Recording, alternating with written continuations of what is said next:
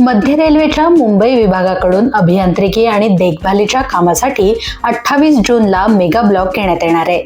मुख्य मार्गावर माटुंगा मुलुंड स्थानकादरम्यान अप आणि डाऊन धीम्या मार्गावर 11:05 ते 3:55 वेळेत मेगा ब्लॉक असेल.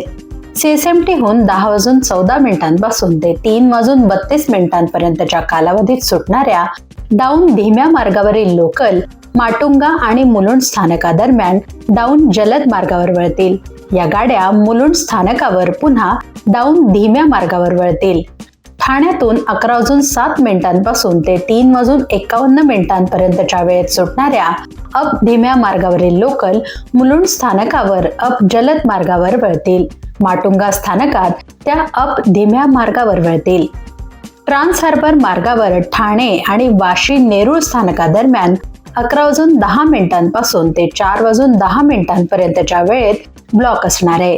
ठाण्यातून 10:35 ते 4:07 कालावधीत वाशी, नेरूळ आणि पनवेलकडे जाणाऱ्या डाऊन मार्गावरील लोकल तसेच पनवेल, नेरूळ आणि वाशीमधून 10:25 ते 4:09 वेळेत ठाण्याकडे येणाऱ्या अप मार्गावरील लोकल रद्द होतील.